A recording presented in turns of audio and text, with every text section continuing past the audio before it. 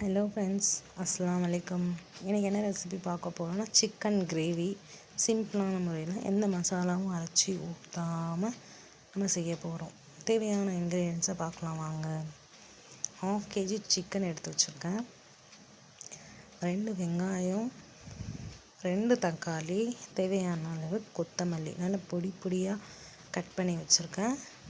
இப்போ try ingredients என்னென்னா 1 spoon chicken masala, 1 spoon மிளகாய் தூள், 1 ஸ்பூன் தனியாத்தூள், 1/4 ஸ்பூன் மஞ்சள் தூள், தேவையான அளவு உப்பு, தேவையான அளவு இஞ்சி பூண்டு பேஸ்ட்டு. இதுதான் இதுக்கு தேவையான இன்க்ரீடியன்ஸ். வாங்க இப்போ சமைக்கிறது எப்படின்னு பார்க்கலாம். பாருங்கள், அடுப்பு சூடாயிடுச்சு. வானல் வச்சுருக்கேன். அடுப்பில் வானல் சூடானதுமே எண்ணெய் போடுறேன். எண்ணெய் நல்லா சூடானதுக்கப்புறம் வெங்காயம் போடுறேன். வெங்காயத்தை நல்லா வணக்குங்க. கோல்டன் ப்ரௌனாக ஆகிற வரைக்கும் வதக்குங்க.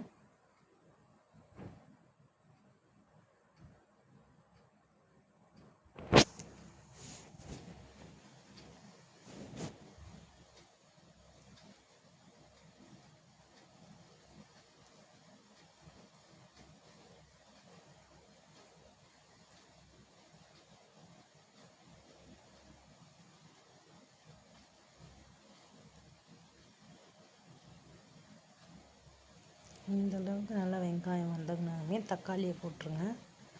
தக்காளியும் நல்லா மசிஞ்சு வரட்டும். தக்காளி வேகிறதுக்கு கொஞ்சம் தேவையான அளவு உப்பு போட்டிங்கன்னா சீக்கிரமாக வேகும். அதனால நான் தேவையான அளவு உப்பு போடுவேன், அக்கார்டிங் டு டேஸ்ட்.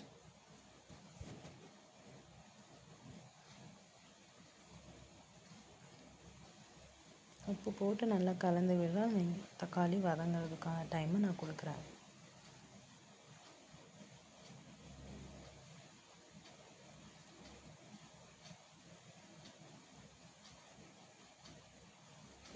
பாருங்கள், தக்காளியும் வெங்காயமும் நல்லா வதங்கி வந்துடுச்சு. இப்போ தேவையான அளவு இஞ்சி பூண்டு பேஸ்ட் சேர்க்க போகிறேன். நான் 1.5 டீஸ்பூன் இஞ்சி பூண்டு பேஸ்ட் 1/2 kg சிக்கனுக்கு சேர்த்துருக்கேன். அதை நல்லா போட்டு கலந்து விடுங்க.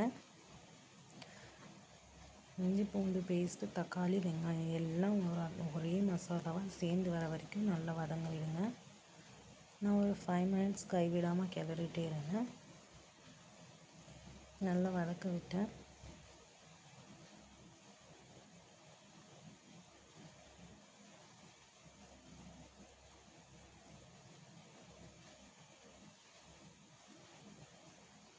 தேவையான அளவு சிக்கனை போட்டு நல்லா அந்த மசாலாவோடையும் சேர்ந்து வதங்கி வரணும். அந்த சிக்கனில் அந்த எசன்ஸ் எல்லாம் இறங்கணும்.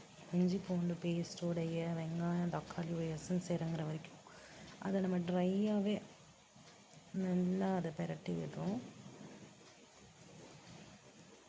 ஒரு 2 மினிட்ஸ் அப்படியே நல்லா பிரட்டிகிட்டே இருங்க. நல்லா பிரட்டினதுக்கப்புறம் தேவையான அளவு கொத்தமல்லி போடுங்க. கொத்தமல்லியை போட்டும் பிரட்டுங்க. கொஞ்சமாக கொத்தமல்லியை மீந்தி வச்சுக்கோங்க, லாஸ்ட்டில் போடலாம்.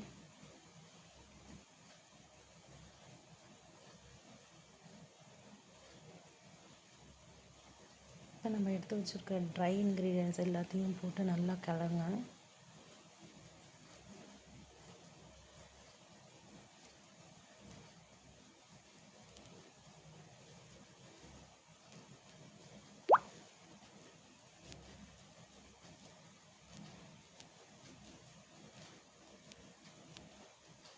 நல்லா மசாலா எல்லாம் மிக்ஸ் ஆகணும் ஒன்றோட ஒன்றா. நல்லா கலந்து விடுங்க. நல்லா பிரட்டணும், மேலேயும் கீழே நல்லா பிரட்டிட்டு தேவையான அளவு தண்ணியை போட்டு இப்போ சிக்கனை வேக விடுங்க. சிக்கன் நல்லா வேகணும்.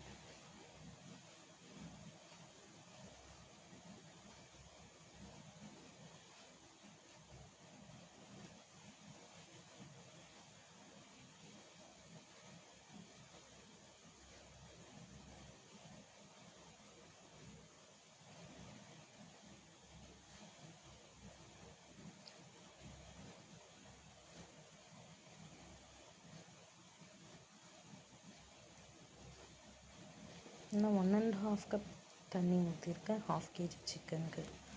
அது வெந்து வர்றதுக்கு கரெக்டாக இருக்கும் தண்ணி. இப்போ நல்லா அதை வேக விடுங்க. இடையில கிளறி விட்டுட்டே இருங்க.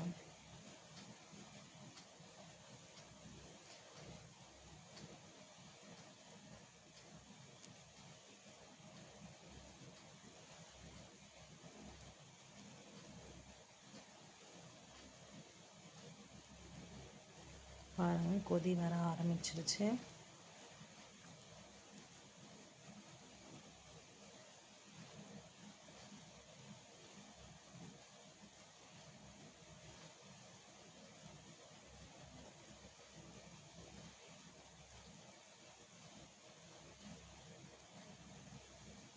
நல்லா கொதிக்குது கிரேவி. சிக்கனை நல்லா வேக விடுங்க. எந்த அளவுக்கு கன்சிஸ்டன்சி நம்மளுக்கு தேவைன்னு சொல்லிட்டு பார்த்துக்கணும். சப்பாத்திக்குன்னா நல்லா சுண்டை வத்த விடுங்க. ரைஸ்க்குன்னா ஓரளவுக்கு கொஞ்சம் தண்ணியாக வச்சுக்கோங்க கிரேவி. எனக்கு ரைஸ்க்கு தான் தேவை, அதனால நான் ஓரளவுக்கு கிரேவியாக வச்சுக்கிறேன்.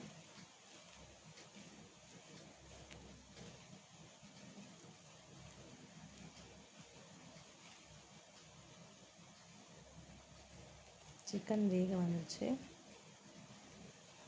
இன்னும் 2 மினிட்ஸில் கிரேவி கன்சிஸ்டன்சிக்கு வந்துடும்.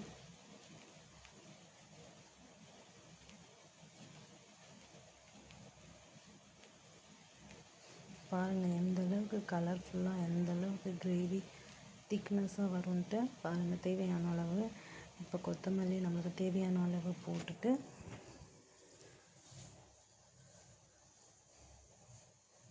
கடைசியாக கிரேவி டேஸ்ட் பண்ணி பார்த்துக்கோங்க. எனக்கு டேஸ்ட் கரெக்டாக இருக்குது. பாருங்கள், எண்ணெய் பிரிஞ்சு வந்துடுச்சு. கிரேவி திக்னஸ் கரெக்டாக கன்சிஸ்டன்சிக்கு வந்துடுச்சு. அவ்வளோதான். தேங்க்ஸ் ஃபார் வாட்சிங். வீடியோ பிடிச்சிருந்தால் லைக் பண்ணுங்கள், ஷேர் பண்ணுங்கள், சப்ஸ்கிரைப் பண்ணுங்கள்.